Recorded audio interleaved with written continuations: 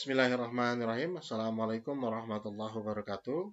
Ananda sekalian, kelas 12 IPS, baik IPS 1 maupun IPS 2.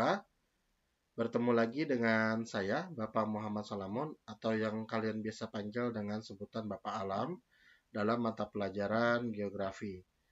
Dalam kesempatan kali ini, lagi-lagi, dengan tidak bosan-bosannya, saya sampaikan agar kita semua selalu melaksanakan protokol kesehatan yang ditetapkan oleh pemerintah dengan melaksanakan social distancing maupun physical distancing dan selalu menggunakan masker jika bepergian keluar rumah. Dan jika tidak mendesak, sebaiknya melaksanakan aktivitas dari dalam rumah. Baik, hari ini kita belajar tentang bab keruangan desa kota.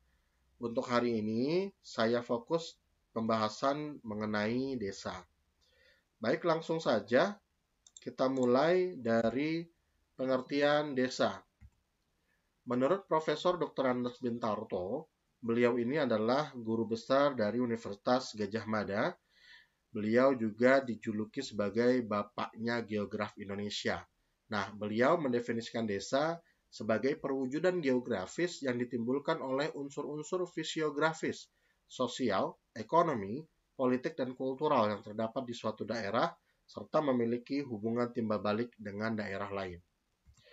Menurut Undang-Undang Nomor 5 Tahun 1979, desa diartikan sebagai suatu wilayah yang ditempati sejumlah penduduk sebagai kesatuan masyarakat hukum yang mempunyai organisasi pemerintahan terendah langsung di bawah camat dan berhak menyelenggarakan rumah tangga sendiri dalam Ikatan Negara Kesatuan Republik Indonesia.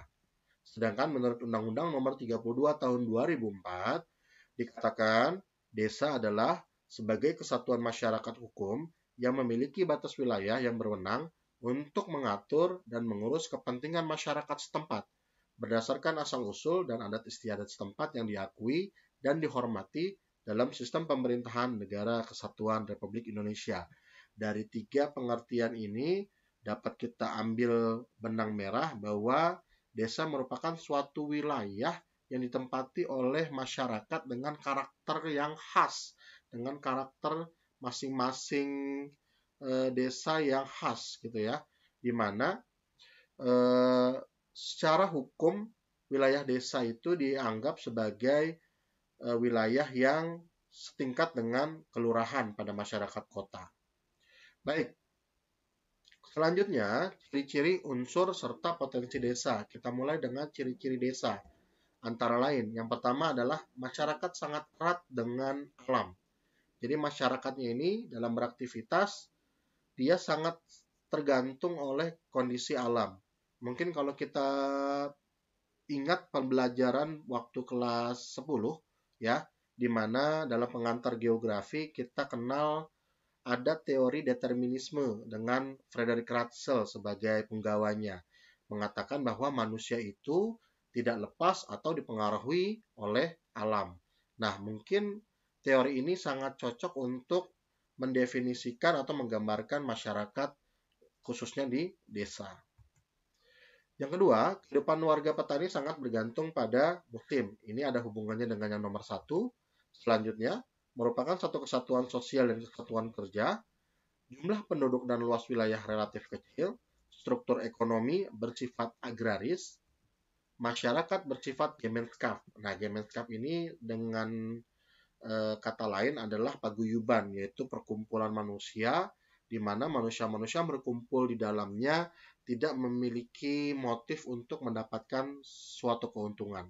Berbeda dengan geselskap atau patembayan. Nah, ini adalah ciri khas dari manusia kota.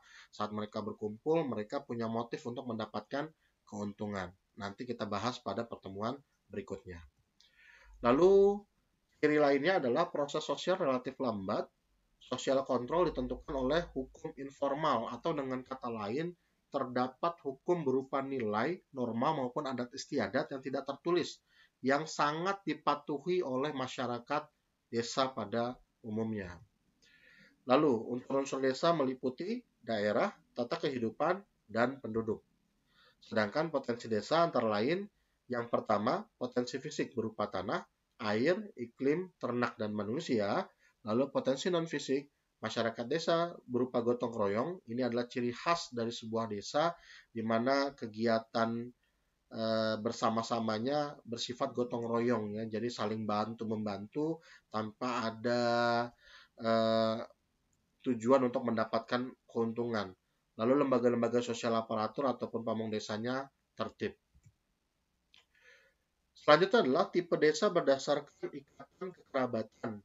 Yang pertama adalah desa genealogis, dari namanya desa genealogis ya. Artinya desa ini terbentuk masyarakatnya dari satu keturunan yang sama.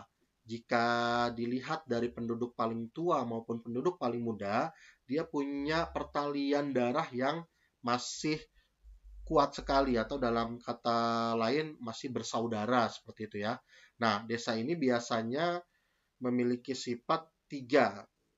Yang pertama adalah patrilineal atau desa yang garis keturunannya ditarik dari ayah. Biasanya desa-desa di wilayah Sumatera Utara, desa-desa di wilayah Makassar, desa-desa di wilayah Sulawesi Utara, bagian timur, Papua maupun Maluku, di mana desa-desa itu ataupun wilayah tersebut biasanya memiliki nama keluarga ya, nama keluarga atau kita kenal dengan marga ataupun farm. Lalu yang berikutnya adalah matrilineal, yaitu garis keturunannya diambil dari ibu. Nah, untuk desa ini banyaknya ada di desa Sumatera Barat, khususnya di daerah Pariaman, ya, di mana garis keturunan diambil dari ibu. Sama dengan patrilineal, biasanya memiliki nama keluarga. Dan yang berikutnya adalah desa campuran, di mana garis keturunan ditarik dari ayah maupun dari ibu. Nah, biasanya desa-desa ini adalah desa-desa mainstream di Indonesia. Contohnya adalah desa-desa yang tersebar di wilayah Pulau Jawa maupun wilayah-wilayah lainnya. Selanjutnya adalah tipe desa teritorial. Maaf. Desa teritorial dari namanya teritorial, berarti wilayah gitu ya. Berarti desa ini ditempati oleh sejumlah penduduk atas dasar sukarela. Tidak hanya orang-orang dengan keturunan darah, tapi orang-orang dari manapun bisa tinggal di sana, lalu membentuk suatu wilayah, membentuk suatu komunitas, membentuk suatu komunitas yang bersifat hukum, akhirnya menjadilah sebuah desa, ya. Berbeda dengan genealogis yang punya hubungan darah, teritorial hanya bicara tentang wilayah.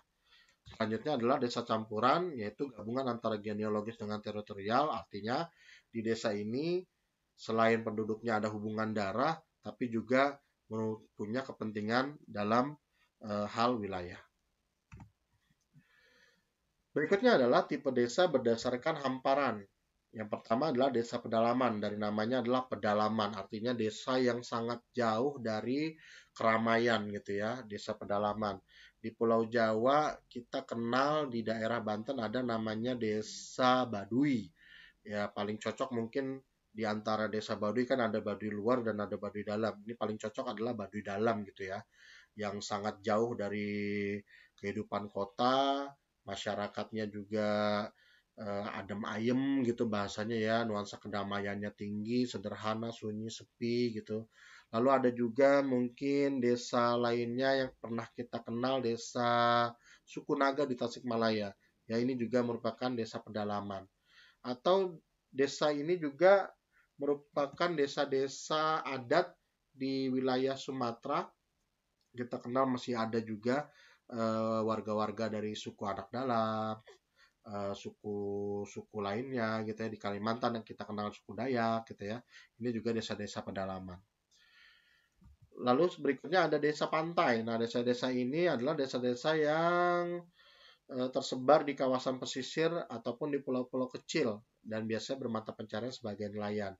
Mungkin kalau di Pulau Jawa itu adalah desa-desa yang tersebar di Pantura ya, di pantai utara Jawa.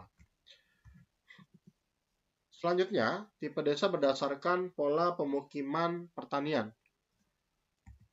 Nah, menurut Paul Landis, pada dasarnya terdapat 4 tipe desa pertanian. Yang pertama, tipenya adalah farm village type, yaitu suatu desa di mana orang bermukim secara bersama-sama dalam suatu tempat dengan sawah ladang yang berada di sekitar tempat mereka. Nah, desa seperti ini paling banyak dijumpai di Asia Tenggara termasuk Indonesia. Kita lihat bagaimana bentuk farm village type. Biasanya desa ini memiliki ciri mempunyai hubungan yang intim antar tetangga, kedekatan warga dengan berbagai lembaga kemasyarakatan, serta gotong royong yang kuat. Perhatikan ini adalah daerah pemukimannya, lalu sekitarnya adalah daerah pertanian.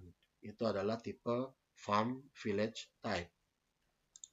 Bentuk yang kedua adalah nebulous farm village type, yaitu suatu desa di mana penduduknya bermukim bersama di suatu tempat dan sebagian lainnya menyebar di luar pemukiman tersebut bersama sawah ladangnya. Kita lihat bentuknya. Nah, ini adalah tipe nebulous farm type, di mana paling banyak masyarakatnya berkumpul di tengah-tengah, lalu ada masyarakat lain yang tersebar dekat dengan ladang mereka. Nah, ciri-ciri tipe ini warganya cukup dekat untuk berkomunikasi, lalu tanah pertanian yang berdekatan memungkinkan modernisasi, lalu trade center atau pusat perdagangan selain berfungsi sebagai tempat menjual hasil pertanian, tapi juga sebagai tempat media komunikasi antar warga dan penghubung antara desa dan kota. Selanjutnya tipe ketiga yaitu range isolated farm type, yaitu suatu desa di mana penduduknya bermukim di sekitar jalan-jalan yang menghubungkan dengan pusat perdagangan atau trade center, dan selebihnya adalah sawah ladang mereka. Kita lihat bentuk dari range isolated farm type. Nah, ini adalah bentuknya, di mana ini ada trade center, ya. Lalu ini pemukiman, di belakangnya adalah ladang-ladang dari warga. Nah, masyarakatnya dan lahan pertanian di sekitar trade center, lalu line village dapat diikuti oleh alur sungai ataupun jalan. Jadi garis panjang ini bisa berupa jalan ataupun alur sungai. Namun mungkin kalau alur sungai biasanya tidak lurus seperti ini ya, dia berkelok-kelok. Nah, sepanjang alur sungai itu ada pemukiman dan di belakang rumah mereka atau di belakang pemukiman mereka adalah ladang mereka. Nah, itu adalah tipe dari arranged isolated farm type atau yang dikenal dengan the line village. Selanjutnya, tipe yang keempat adalah pure isolated farm type, yaitu suatu desa di mana penduduknya bermukim secara tersebar bersama sawah ladang mereka. Kita lihat gambarnya. The pure isolated farm type atau dikenal dengan the single farm state. Jadi ini rumah mereka tersebar juga dengan ladang-ladang mereka. Antar warga ini sangat jauh gitu ya. Sehingga yang terjadi adalah mekanisasi dan sistem pertanian modern mudah diterapkan. Kenapa mudah diterapkan? Karena rasa tolong-menolong dan gotong royongnya kurang. Karena rasa tolong-menolong gotongnya kurang, muncullah jiwa mandiri. Nah, jiwa mandiri inilah yang memunculkan paksaan untuk mereka berinovasi ataupun menemukan penemuan baru dalam teknologi pertanian. Nah, biasanya desa-desa seperti ini paling banyak dijumpai di negara-negara maju ya, baik negara maju sekarang maupun negara maju dulu seperti itu. Kita kembali. Nah, itu adalah tipe desa berdasarkan pola pemukiman pertanian. Selanjutnya adalah tipe desa berdasarkan perkembangannya. Yang pertama adalah pradesa atau desa tradisional. Nah, ini adalah tipe perkembangan pertama dari desa. Desa-desa yang bersifat masyarakat adat adalah contoh dari desa ini, di mana masyarakatnya memiliki hubungan darah yang sangat erat, sehingga adat istiadat masih sangat dipatuhi oleh masyarakat desa ini. Selanjutnya adalah desa swadaya, di mana kondisi desanya relatif statis. Ya, statis itu berarti berjalan di tempat begitu-gitu aja, tidak berubah, karena desa ini biasanya adalah perkembangan dari desa yang sebelumnya, dari desa tradisional, artinya masih ada hubungan darah yang sangat kental, tetapi di desa ini sudah mulai ada kasta, kalau saya bilang adalah kasta gitu ya, kasta yang sifatnya vertikal. Jadi paling tinggi adalah orang paling tua atau pemilik tanah yang paling luas. Nah, di desa ini adat istiadat juga masih sangat kental. Dalam bidang ekonomi, Saat mereka menghasilkan barang dari pertanian, biasanya barang tersebut walaupun ada kelebihan tapi tidak dijual di desa swadaya, tapi disimpan atau ditabung untuk menghindari masa-masa pacaklik. Nah, biasanya desa-desa swadaya seperti itu. Selanjutnya adalah desa swakarsa. Untuk desa swakarsa, desa swakarya. Untuk desa swakarya ini sudah mulai ada pengaruh dari luar, sehingga sistem demokrasi, sistem hukum, sistem sosial sudah mulai berkembang. Biasanya ditandai dengan pembangunan jalan gitu ya. Kalau desa swadaya biasanya jalannya itu terisolir, tapi desa swakarya biasanya sudah ada mulai pembangunan jalan. Walaupun jalan setapak ataupun jalan tanah, tapi jalan-jalannya itu sudah mulai diperlebar dan diperbagus. Nah, dalam bidang ekonomi, desa swakarya mulai punya pengaruh untuk berjualan dengan desa-desa di sekitarnya. Sehingga hasil pertanian mereka selain disimpan untuk masa paceklik, tapi juga dijual ke desa lain untuk mendapatkan barang yang dibutuhkan dari desa lain. Seperti itu. Lalu, ada desa swasembada. Nah, ini adalah tingkatan desa paling tinggi di antara desa-desa yang kita sedang bahas. Nah, di mana di desa ini sangat maju, mekanisasi pertanian sudah sangat modern karena sudah banyak pengaruh dari desa lain ataupun dari kota. Tapi negatifnya adalah di desa swasembada semua informasi dari kota masuk tanpa disaring.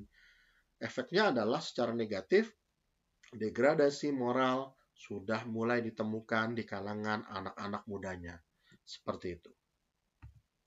Selanjutnya, berdasarkan aktivitas penduduknya, desa dibagi menjadi yang pertama desa agraris atau desa yang penduduknya di bidang pertanian atau perkebunan, lalu desa industri, desa yang mata pencahariannya adalah industri kecil rumah tangga. Nah, ini biasanya desa-desa industri ini banyak di tempat-tempat wisata. Seperti di Yogyakarta, mungkin kita pernah dengar desa Brajan, di mana warganya itu adalah para pengrajin bambu. Masih di daerah Yogyakarta, masih di daerah Sleman juga, seperti desa Brajan itu ada desa Gamplong ya, di mana masyarakatnya itu memiliki keahlian dalam anyaman. Lalu masih di desa-desa di kawasan Yogyakarta, kita kenal desa Kasangan, yaitu di daerah Bantul, penghasil gerabah. Ya, di desa lainnya, di mana wisata adalah mata pencarian utama, berkembanglah desa industri. Yang terakhir adalah desa nelayan, yaitu desa dengan mata pencarian perikanan dan pertambakan. Tadi saya bilang di daerah pantai utara Jawa atau kita singkat dengan Pantura itu banyak sekali ditemukan desa-desa ini, desa nelayan. Baik Anda semua, selesai sudah penjelasan dari saya. Nah, ini adalah tugas untuk hari ini. Silakan Ananda setelah mendengar dan melihat presentasi tentang desa yang tadi, Ananda diharapkan bisa membuat mind map dengan gambar ataupun warna yang menarik sehingga menjadi daya tarik untuk orang membacanya. Nah, jika selesai, silakan Ananda kumpulkan mind map Ananda ke dalam Google Classroom mata pelajaran geografi kelas 12 SMA. Baik, itu adalah penjelasan tentang desa. Cukup sekian untuk hari ini. Semoga selalu sehat walafiat dan kita ketemu pada pertemuan berikutnya membahas tentang kota. Baik, anak-anak semua, sekian dari saya. Assalamualaikum warahmatullahi wabarakatuh.